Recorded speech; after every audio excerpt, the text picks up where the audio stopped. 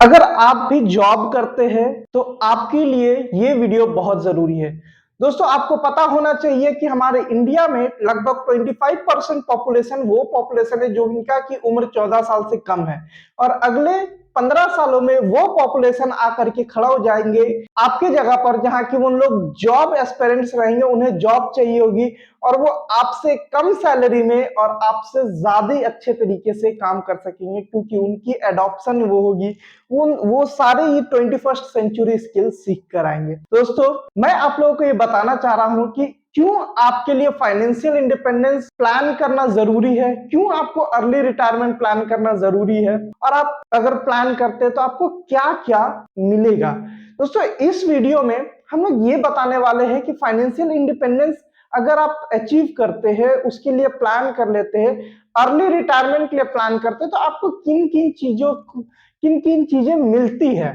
ठीक है, क्या आपको मिलता है, उससे क्या फायदा होगा आपको आपके जीवन में। तो इस वीडियो को पूरा अंत तक जरूर देखिए। मैं आपको वादा करता हूं कि आपको एक बहुत अच्छा इंस्पिरेशन मिलेगा जिससे कि आप अपने लिए अर्ली रिटायरमेंट प्लानिंग करने के लिए सोचने पर विवश जरूर हो जाएंगे।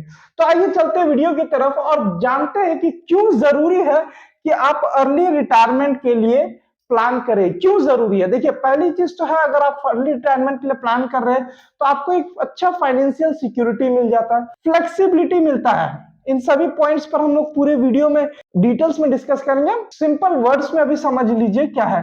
आपके पास समय रहता है प्लान करने के लिए, आपका पीस ऑफ माइंड रहता है, आप स्ट्रेस फ्री लाइफ जी सकते हैं और आप कर्ज मुक्त रहते हैं। ये कुछ पॉइंट्स है जो कि आपको जरूर ध्यान रखना चाहिए, मन दिमाग में रखना चाहिए कि ये सारी फायदे आपको मिलेगी अगर आप अर्ली रिटायरमेंट के लिए प्लानिंग करते हैं। दोस्तों, फाइनेंशियल सिक्योरिटी अगर मैं आ जाऊं तो देखिए, कोई भी आज के दिन में अर्ली रिटायरमेंट अगर कर रहे हैं, के लिए प्लान कर रहे हैं, तो वो आज से ही सेविंग करना शुरू करते हैं। ठीक है, जिससे कि उनके अपने भविष्य के लिए वो एक अच्छा खासा कॉर्पस जनरेट कर पाते हैं और उस कॉर्पस से वो अपने अर्ली रिटायरमेंट के समय में एक पीसफुल लाइफ ज्वाइन कर सकते हैं। एग्जांपल के लिए, अगर आप सिर्फ और सिर्फ अपने पीपीएफ के अमाउंट या पेंशन के अमाउंट पर डिपेंडेंट रहेंगे, पेंशन जो कि आज के दिन में एनपीएस जिसे हम लोग कहते हैं, अगर इस पे सिर्फ डिपेंडेंट रहेंगे तो आप 60 साल की उम्र में भी जब आप रिटायरमेंट लेंगे तो आपको सफिशियंट अमाउंट नहीं मिलता है, क्योंकि आप समझिए कि इस 60 साल की उम्र में आपका लगभग खर्च जो होगा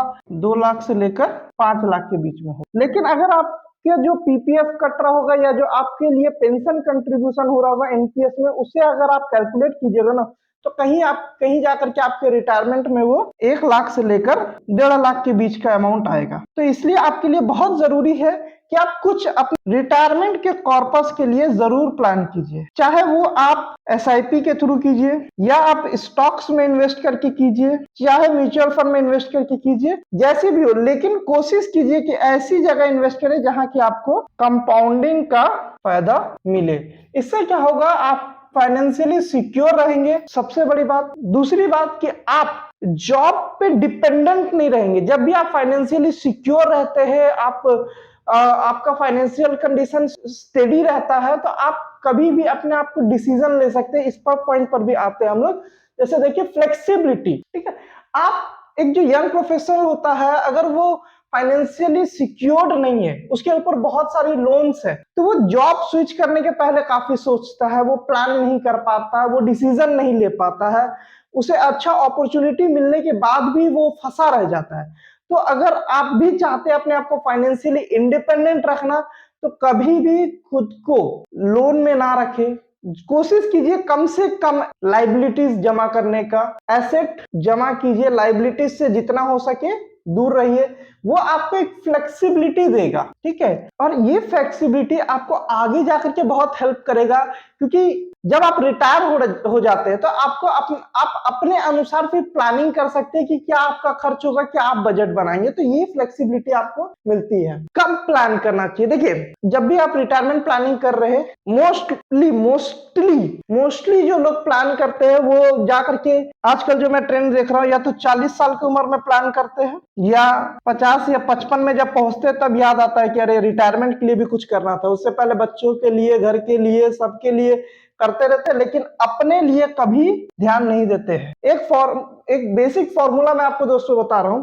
आप जिस वक्त जॉब अपना ज्वाइन करते हैं उसका सैलरी का 10% अमाउंट आप रिटायरमेंट में अपने रिटायरमेंट के लिए कंट्रीब्यूट करना शुरू कर दीजिए। मैं आपको वादा करता हूं जो कंट्रीब्यूशन होगा वो आपका जो लास्ट सैलरी होगा कम से कम कॉर्पस आपका उतना बन जाएगा। एग्जाम्पल के लिए मैं बता रहा हूं, अगर मान लेते हैं आपका सैलरी है 1 लाख रुपए, ठीक है, आपने 10% यानी कि 10,000 रुपए का एक SIP शुरू कर लिया। कितने दिनों के लिए? एग्जाम्पल ले लीजिए कि 20 सालों के लिए। अब ये 20वें साल आप इसे जाकर के कैलकुलेटर में कैलकुलेट कर लीजिएगा, आपका कॉर्पस जो होगा वो लगभग 2 करोड़ रुपए का होगा। और अगर आप इस 2 करोड़ रुपए को कहीं भी अच्छे म्यूचुअल फंड में या किसी डिपॉजिट स्कीम में डाल देते हैं जहां की आपको इंटरेस्ट 9% से 12% के आसपास मिल जाए, तो ऑन एन एवरेज आपको 80,000 से लेकर 1 लाख तक का मंथली अमाउंट आपके अकाउंट में आता रहे। ये फायदा है अर्ली प्लानिंग का। आप शुरुआती समय से जब धीरे धीरे आप प्लान करते हैं तो एक अच्छा corpus at the end of the term आप कर सकते हो। और जाहिर सी बात है, अगर आप अपना जॉब शुरू कर रहे 30 साल की उम्र में तो आप 50 साल में ही तो रिटायर नहीं करोगे ना। या अगर करते भी हो, अर्ली रिटायरमेंट भी प्लान करो, तो भी आपके पास 2 करोड़ रुपए का कॉर्पस अवेलेबल है। ये फायदा मिलता है अगर आप समय पे प्लान कर लेते हैं तो। इसके बाद आपको सबसे जो बेस्ट चीज जो आपको मिलती है वो है पीस ऑफ माइंड। अगर आप अर्ली रिटायरमेंट के लिए प्लान किए हो दोस्तों, आजकल कॉर्पोरेट कल्चर मैं भी जान रहा हूं क्या है, आप भी जान रहे हो क्या है, तो आपको एक स्ट्रेस फ्री लाइफ जीने की अपॉर्चुनिटी देता है अगर आप अर्ली रिटायरमेंट प्लानिंग करके रखते हैं। फाइनेंशियल इंडिपेंडेंस के लिए प्लान करते हैं। थोड़ा सा आपको ज्यादा कुछ नहीं करना है, थोड़ा सा बेफालतू के जो खर्चे हैं उनको दबाना है, उन्हें कम करना है और थोड़ा सा इन्वेस्टमेंट बढ़ाना है।